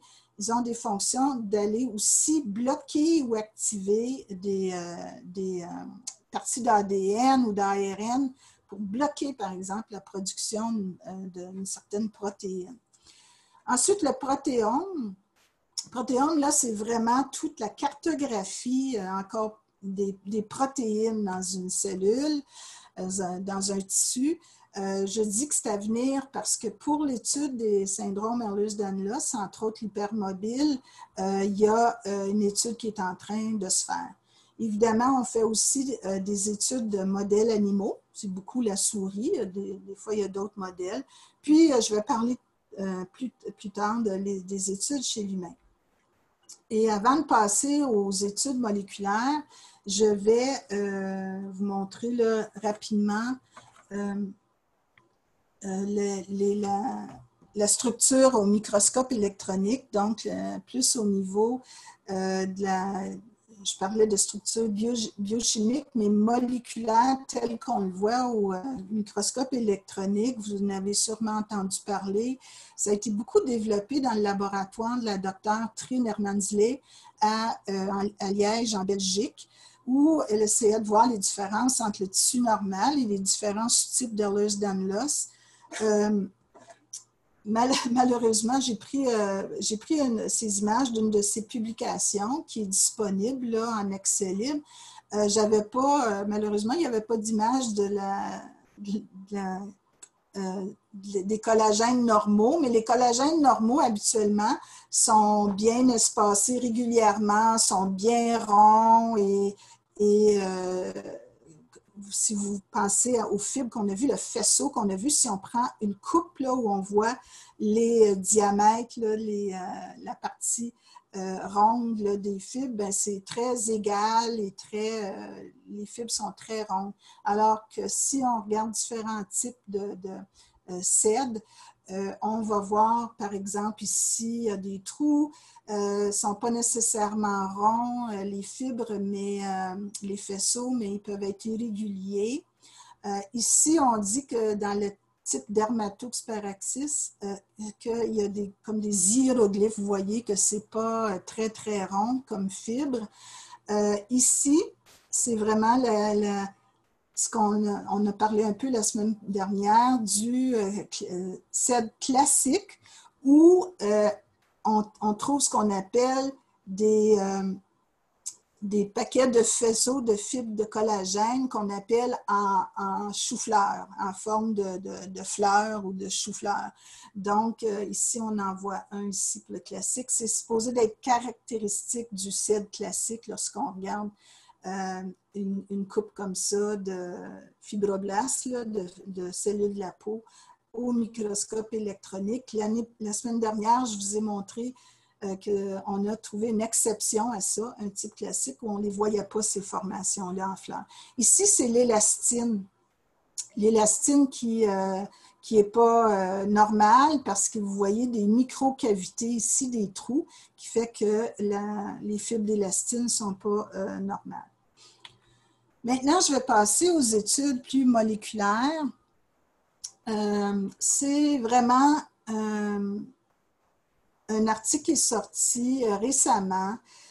En fait, il y a un numéro spécial de Gène qui est de la revue qui s'appelle Gène, qui était sur les syndromes Ehlers-Danlos. C'est en accès libre, si jamais vous voulez la référence là, à ce numéro-là. Vous pouvez nous écrire. C'est 15 articles en accès libre de cette revue. Et c'est l'équipe de l'Italie, l'équipe de Colombi Castori. Dr. Colombi, c'est une PhD là, en génétique moléculaire, un peu comme moi, puis qui fait énormément de travaux sur les aspects moléculaires pour trouver, entre autres, le ou les gènes impliqués dans le type hypermobile et les mécanismes moléculaires. Ils font du travail extraordinaire. Il y a d'autres équipes aussi à travers le monde, mais ils sont très actifs. Et elle a fait une revue des dernières études. Je vais je n'irai pas en détail, c'est très, très complexe, mais ce que je voulais souligner surtout, c'est qu'on a vu, donc ils ont étudié des fibroblastes de femmes qui ont des syndromes Ehlers-Danlos, le classique, le vasculaire et l'hypermobile. Ils ont fait des études de transcriptome, dont je vous ai parlé, donc l'expression des ARN messagers et des gènes en regardant les ARN messagers et des études in vitro, en étudiant de plus près les cellules. Et ici, donc, c'est le sel hypermobile. Et je montre dans un rectangle rouge intérieur. Ici, ce qui est le plus différent entre l'hypermobile et les autres types. Et ce qui est plus différent, je vais y arriver dans la prochaine diapositive, mais ici, ce sont tous des processus biologiques qui ont été déréglés, si vous voulez, dans les cellules Ehlers-Danlos. La matrice extracellulaire qui est désorganisée, les interactions entre la matrice et des cellules qui ne se font plus, ils sont altérées. Aussi les contacts cellule-cellule qui sont altérés, la transition de fibroblastes à myofibroblastes, les réponses inflammatoires, la migration cellulaire qui est dérangée et les blessures, finalement, la réparation des blessures qui est défectueuse. Puis évidemment, les collagènes, leur synthèse, leur repliement, etc.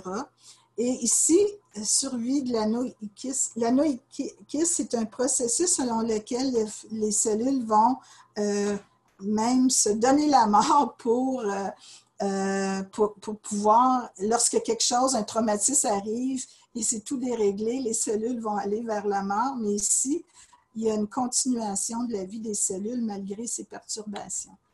Donc, je vais résumer ici rapidement. J'ai traduit leur image qu'ils ont mise dans leur publication. Ce qui est commun aux classiques vasculaires et hypermobiles, c'est la désorganisation de la matrice extracellulaire. Ça, c'est présent dans ces trois types et on peut peut-être penser aussi dans d'autres sous-types, mais la matrice extracellulaire est toute désorganisée. Et ensuite, on a des particularités, comme je vous disais, pour les trois types. Je vais plutôt m'attarder aux hypermobiles. Comme les autres types, il y a donc un remodelage de la matrice extracellulaire qui doit se faire, étant donné nos cellules sont bien faites. Lorsqu'il y a un problème à cause d'un gène muté ou quelque chose de notre environnement qui vient perturber notre cellule, nous avons des plans B. Nous avons des mécanismes pour parer contre ces problèmes-là. Mais, donc, quelquefois, ça ne fonctionne pas, surtout si la pathologie est assez grave. Donc, ici, il y a quand même des mécanismes de remodelage de la matrice qui sont dérangés ou qui prennent de l'ampleur lors des problèmes avec les gènes et les protéines. Ensuite, il y a les interactions entre les cellules puis la matrice extracellulaire qui est plus perturbée ici dans le type hypermobile. Et on voit beaucoup des réponses inflammatoires et à la douleur qui sont activées dans le type hypermobile. Et le phénotype simili-myofibroblaste qui apparaît. Donc, c'est les différences avec le SED classique et vasculaire. Je n'en parlerai pas beaucoup. Je me suis mis cette petite souris pour juste vous rappeler qu'on peut, comme je l'ai dit dans la diapo précédente, il y a des modèles animaux. Donc, pour confirmer certaines des caractéristiques des pathologies classiques vasculaires, étant donné qu'on connaît les gènes, on peut aller jouer avec ces gènes-là, les rendre défectueux chez une souris normale et voir aussi qu'est-ce que l'effet, l'impact. Et on a confirmé que lorsqu'on enlève complètement, par exemple, le gène COL5A1 ou on réduit son activité, par une mutation, on voit à ce moment-là qu'il y a vraiment, par exemple, la guérison des blessures, donc la souris a de la difficulté avec sa cicatrisation, puis de guérir ses blessures. Donc, c'est des choses qu'on peut vérifier chez les souris. Dans le cas de la vasculaire, si on introduit, on enlève le gène normal COL3A1 ou on introduit le gène muté, on peut voir, entre autres, des problèmes. Bien, on peut voir, si on enlève complètement le gène, en fait, il y a la mort de la souris parce que, justement, on sait que ça cause des dissections aortiques, des problèmes vasculaires très graves. Et si on a des mutations où on réduit l'activité ou le problème, l'impact, on peut avoir une souris qui survit, mais qui, évidemment, est malade, a des problèmes vasculaires. Donc, c'est utilisé beaucoup pour comprendre les mécanismes. Évidemment, dans le cas de l'hypermobile ou le syndrome de désordre d'hypermobilité, on n'a pas de gène, on ne sait pas quelle protéine, donc on ne peut pas utiliser les modèles animaux pour l'instant. Donc, je vais juste un peu plus de détails pour qu'on comprenne un peu le lien avec vos symptômes.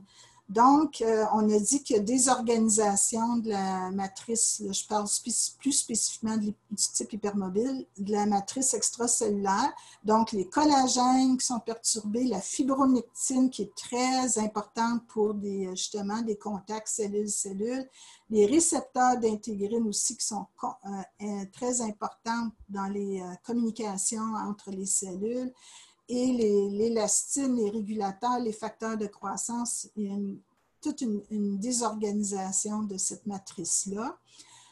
Ensuite, comme je disais, spécifiquement, ce qu'ils ont trouvé, c'est aussi les interactions entre des cellules et la matrice, entre autres les signaux qui sont donnés entre les cellules. Vous vous rappelez de la petite vidéo où on voit qu'il y a un lien entre la matrice cellulaire et les cellules qui sont à proximité. Donc, les signaux entre ces cellules-là ne fonctionnent pas bien. Il y a aussi des molécules d'adhésion qu'on appelle pour que les cellules soient à proximité. C'est un peu comme des types de colle pour que les cellules soient près. Et fonctionnent ensemble et qui sont perturbés.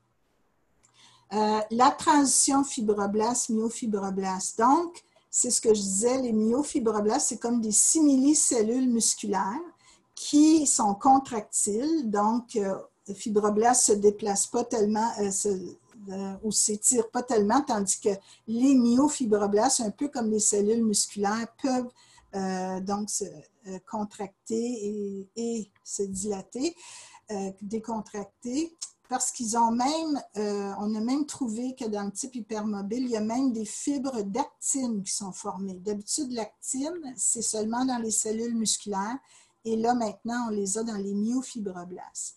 Et ça permet, ces myofibroblastes-là, de migrer, de bouger. Donc, ce qui n'est pas le cas tellement des fibroblastes normaux. Et la migration des cellules, en fait, permet à une réponse à des blessures ou la réponse inflammatoire. Alors, on dit qu'il y a une réponse inflammatoire persistante. On a remarqué ça dans les études in vitro qui ont été faites. Ce qui veut dire, habituellement, en temps normal, si on a une blessure à un tissu, il y a une réponse inflammatoire et ensuite tous les mécanismes nécessaires pour la réparation de cette blessure-là, pour la cicatrisation, etc., se fait normalement.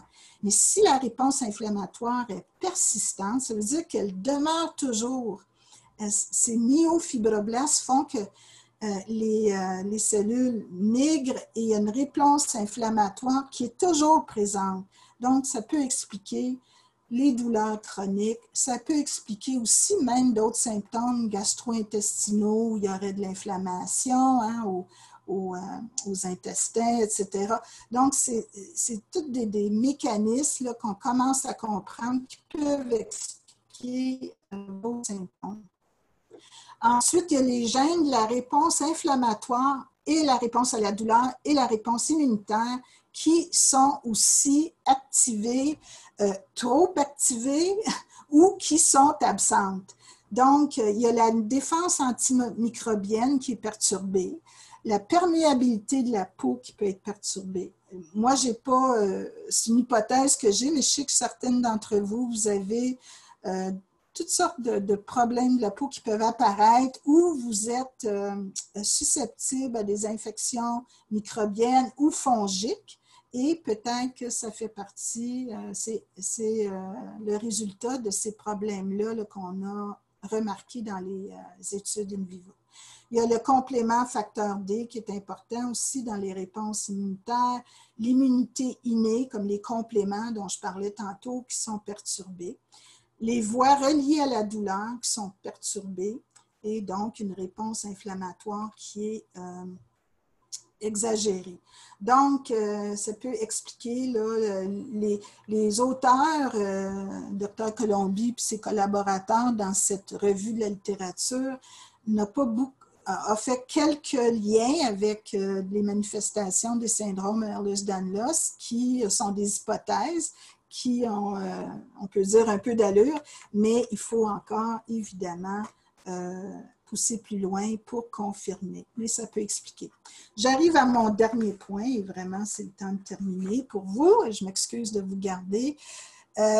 J'arrive aux études chez l'humain. J'ai des, si on veut, des mauvaises nouvelles et des bonnes nouvelles. Ce qui est triste avec les essais, les études puis les essais cliniques chez l'humain, c'est qu'il y en a eu très peu à travers les années, surtout quand on pense qu'il y a 14 sous-types de Ehlers-Danlos, qu'on les définit beaucoup plus dans les dernières années, que c'est connu depuis 1906, le fameux syndrome Ehlers-Danlos.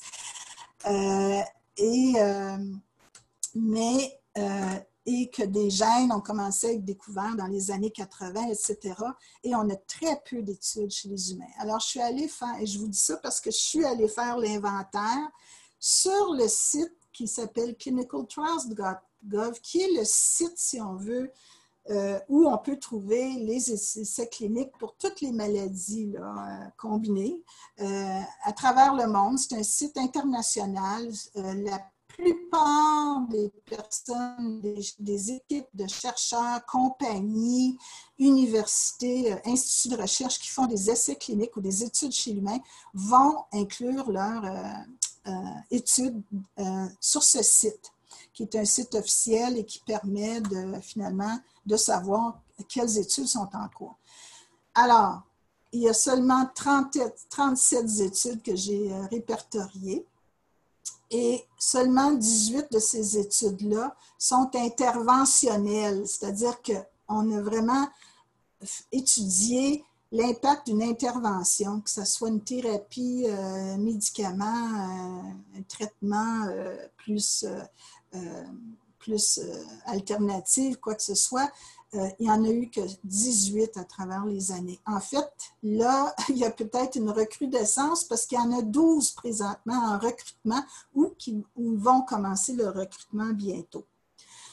Si vous voulez les voir, donc vous allez à ce site clinicaltrials.gov, puis entrez simplement Ehlers-Danlos et puis vous allez avoir la liste des études.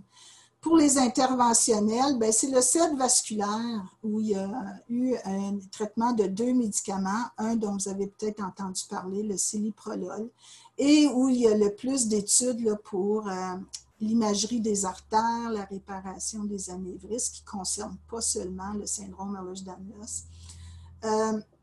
Il y a seulement un autre CED classique où il y a eu un traitement par médicament, le CED Ehlers-Danlos, le classique, qui a eu un traitement, et c'est par l'injection du facteur de croissance IGF-1 qu'on a essayé ou qui est en cours.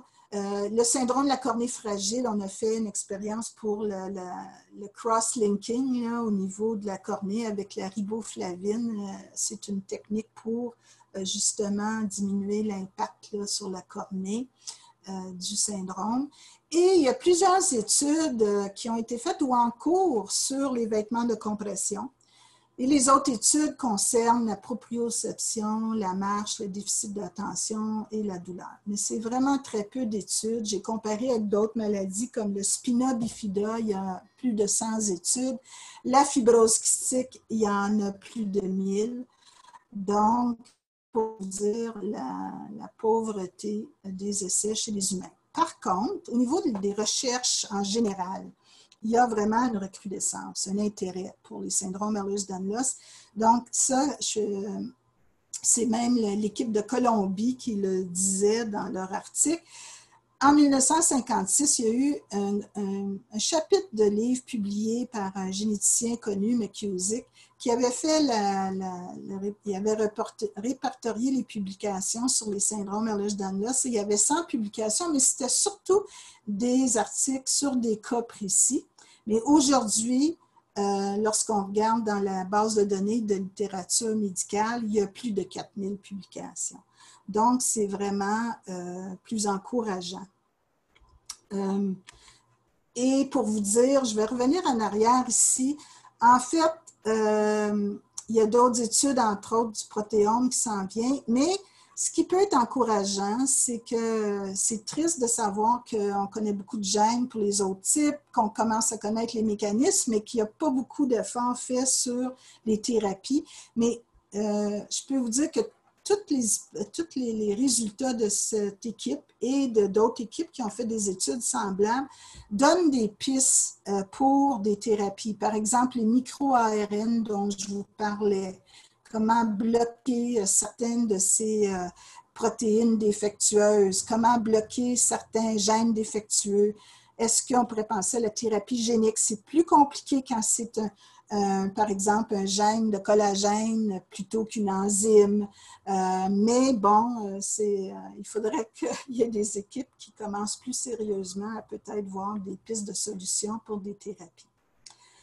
Alors, je veux juste terminer en vous rappelant encore une fois la complexité. La semaine passée, je vous disais que ce n'est pas seulement un gène muté.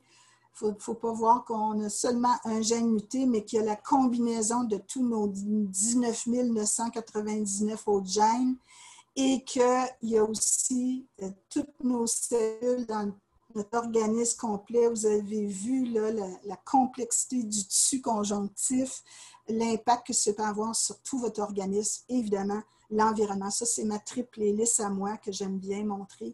L'impact aussi de l'environnement qu'on devrait connaître plus. Alors, je m'excuse, je vous laisse avec, en fait, je sais qu'il y a beaucoup de gens de la France qui m'écoutent, je pense, c'est la semaine passée.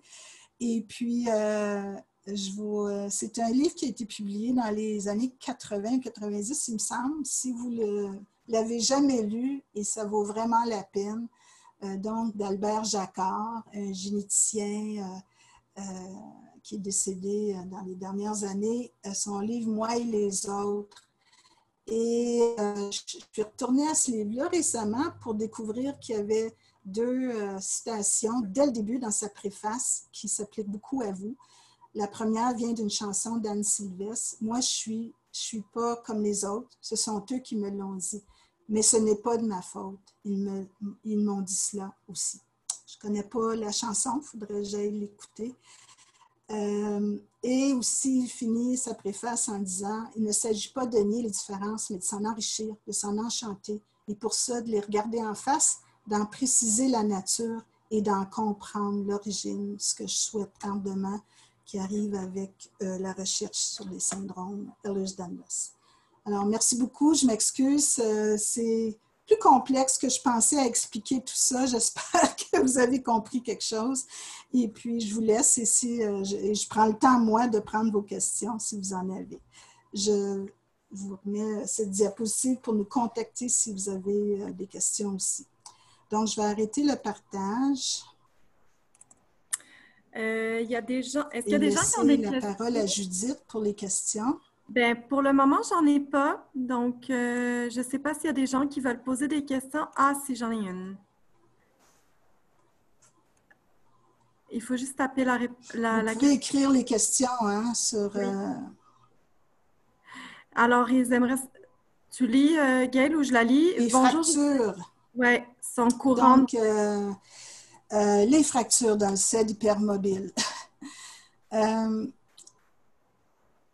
C'est vraiment compliqué, complexe. Et puis, je vais vous dire, moi, j'ai fait toute une revue de la littérature il y a quelques années, à cause, et peut-être que même en France, j'étais au courant de cas comme ça, à cause de, malheureusement, de signalements au niveau de la direction de la protection de la jeunesse. Donc, des accusations qui sont fort probablement fausses de maltraitance envers les enfants lorsqu'il y a des fractures chez des bébés.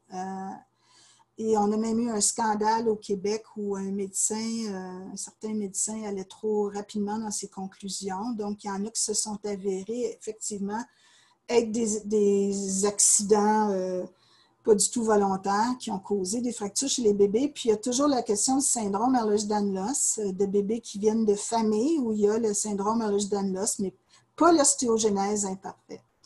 Donc, j'ai fait une revue de la littérature. Puis, il y a des cas rapportés de fractures. La plupart du temps, je ne sais pas si c'est les bébés qui ont été rapportés dans la littérature. Malheureusement, il y a beaucoup de médecins qui ont publié. Il y a même une recherche qui a été faite sur une centaine de dossiers médicaux d'enfants qui ont été diagnostiqués et on n'a pas trouvé de fracture là, en bas âge. Ce qui, pour moi, n'est pas une réponse satisfaisante parce que moi, je dirais que ça peut arriver, mais que c'est rare. Hein? C'est rare comme plein de maladies rares auxquelles on a affaire, moi, en tout cas, comme conseillère en génétique aussi. Donc, c'est possible. Par contre, on sait qu'il y a de l'ostéopénie et de l'ostéoporose possible chez les femmes et même des adolescentes, ça s'est vu, et plus chez les femmes, évidemment, en avançant avec l'âge. Donc, il y a un impact possible au niveau des os. Je ne pourrais pas vous donner toute ma réponse tout de suite, puis je vais vous mettre un article sur la page Facebook ou en tout cas où vous pouvez me le demander. Un article a été publié récemment, que je n'ai même pas eu le temps de lire, d'une équipe ici à Montréal sur justement les manifestations osseuses. Et en tout cas, je pourrais vous en donner des nouvelles. Et puis, j'aimerais que le médecin, une des médecins qui a participé à cette recherche, puisse nous faire une webinaire. Je lui ai demandé, en fait, mais elle vient tout juste d'avoir un bébé. Alors, on espère dans les prochains mois qu'elle pourra nous faire une conférence sur cet aspect-là. Mais on sait qu'il y a des problèmes au niveau de la colonne vertébrale, donc c'est possible. Des avancées à propos du CED hypermobile dans 10 ans, dans 20 ans ou plus, est-ce que c'est une question ou une opinion? Je crois que les études de l'équipe, entre autres italienne, sont très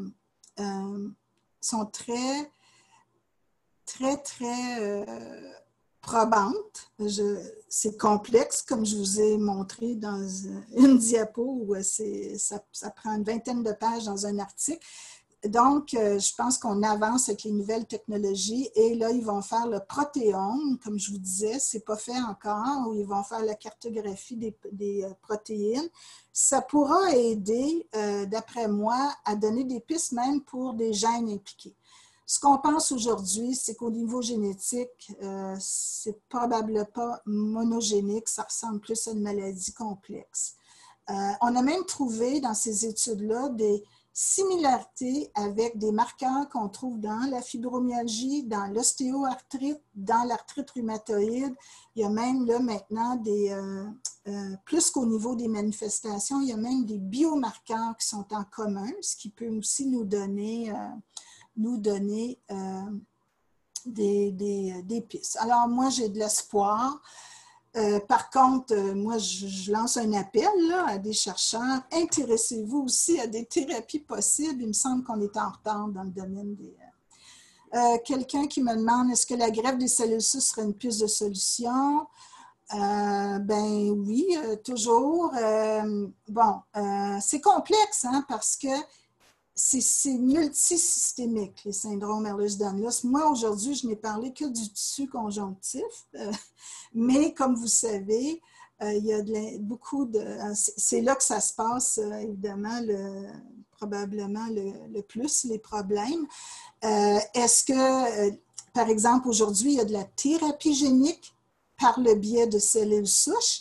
Est-ce que ce serait possible de réparer, par exemple, les fibroblastes, d'introduire dans les fibroblastes des gènes qui viendraient corriger? Vous savez, il y a des thérapies géniques où on ajoute un gène sain. Ça marche plus dans avec les problèmes enzymatiques dont j'ai parlé, puis les maladies récessives. Le problème avec les maladies dominantes, où par exemple, il y a des collagènes ou d'autres protéines structurales qui sont atteintes, c'est que déjà, il y a des dommages qui sont faits, qui sont là. Alors, juste ajouter un gène normal ne réglera pas la question. Donc, il faut trouver d'autres façons. Pourquoi ne pas faire une biopsie de la peau qui donnerait des informations pertinentes comme on n'a pas de gène associé? Je vous ai montré là, évidemment, microscopie électronique qui est faite à partir d'une biopsie de la peau. Je pense que les cliniciens ne trouvent pas que c'est nécessairement une information pertinente. Premièrement, ce n'est pas uniforme. On ne trouve pas les mêmes caractéristiques dans les différents types de CED. Et aussi, on peut trouver ça dans d'autres pathologies. On peut aussi trouver même un portrait normal. Alors, ce n'est pas considéré si efficace pour déterminer le type. Et en fait, malheureusement, c'est par exclusion qu'on dit pour le gène, le type hypermobile. Et je pense que c'est vraiment le problème des classifications et des différentes opinions des différentes équipes à travers le monde. Je pense qu'il faut vraiment, selon mon point de vue, si on a éliminé les autres types par un panel de gènes, si on a éliminé les autres types de maladies du tissu conjonctif comme le Stickler, le LOSD, le Marfan, etc., moi, il me semble qu'on devrait donner le diagnostic d'hypermobile et puis on a un diagnostic d'une maladie. Bon, c'est pas moi le médecin et les médecins utilisent chacun leur jugement professionnel. Est-ce qu'il y a d'autres questions? J'ai vu d'autres choses. Je ne sais pas si c'est dans le chat.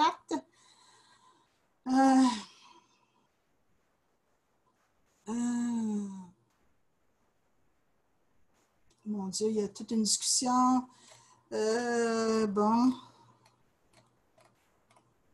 Les fractures. L'Ehlers-Danlos, j'imagine que c'est le syndrome régional là, de ce qu'on appelle aussi l'aldodystrophie dont vous parlez. Vous savez, c'est un syndrome de douleur. Alors, évidemment, il y a un lien à faire avec l'Ehlers-Danlos. Je sais qu'il me semble qu'il y a l'équipe en Belgique, le Dr Dance, qui est intéressé à cette question. Il y a quelqu'un en France ou en Belgique qui, il me semblait, voulait faire une étude sur le lien. Moi, je pense qu'il arrive qu'on confonde les deux. Mais c'est clair qu'on sait que l'Ehlers-Danlos, il y a toutes sortes de douleurs, des chroniques, aiguës, neuropathiques, proprioceptiques, neuriceptiques, en tout cas le nom, je ne sais pas ma spécialité. Il y a, d'après moi, des fois confusion de ces... et peut-être même que la piste de l'algodystrophie peut être bonne pour solutionner certains éléments dans l'Ehlers-Danlos. Les suppléments de collagène, c'est bien que vous posez cette question-là parce que je m'étais mis une note d'en parler. Écoutez, vous savez, quelque chose que je vois ça, là, des gens qui veulent prendre du collagène ou les fameux chondroïnes, sulfate de chondroïtine, sulfate de parane, etc. Moi, ce qui m'a toujours intriguée avec ça, et pourquoi je n'y crois pas tellement, c'est que, écoutez, quand on ingère quelque chose par la bouche, notre estomac, il y a des acides pour, lorsqu'on mange tous les aliments qu'on mange, il y a de la digestion qui se fait. Et jusqu'aux molécules, jusqu'aux petites molécules, on a des acides, des enzymes et des acides dans notre estomac qui servent à cela pour que ça soit tout déconstruit en petites molécules qui peuvent passer à travers l'intestin, aller dans notre sang ou être éliminées. Alors, moi, j'y crois pas. Vous avez vu quelle structure a le collagène? C'est une grosse structure. Je ne crois pas que le collagène ou le sulfate d'héparane ou chondroïtine qu'on ingère par la bouche va aller dans votre tissu conjonctif. Je ne crois pas. Là, il y en a qui me posent des questions à propos des diagnostics de certaines personnes. Évidemment, il y a tous ces problèmes-là, tristes, de mauvais diagnostics, mauvaise connaissance des médecins. Je ne peux pas répondre à des questions précises sur votre maladie. Voilà, je pense que donc, étant donné l'heure, je vais vous laisser là-dessus. Merci pour votre intérêt pour ces 2 webinaires de ma part. J'espère que ce n'était pas trop complexe puis vous avez pu comprendre certains aspects. Mais c'est sûr que le message, par contre, c'est que c'est complexe et en espérant que ce soit démêlé dans les prochaines années. Alors, on aura d'autres webinaires sur le syndrome Ehlers-Danlos. En fait, notre but, c'est qu'on trouve que ce n'est pas très présent, des webinaires francophones.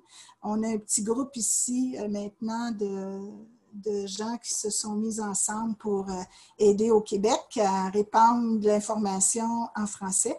Donc, on espère avoir d'autres web. Là, l'été s'en vient. On va en planifier certainement dès le début de l'automne. Alors, merci à vous et surtout pour les gens du Québec qu'on peut aider. Contactez-nous si vous avez besoin d'aide, d'informations. Suivez notre page Facebook, la page Facebook publique du groupe aussi, du groupe CED Québec. Merci, au revoir.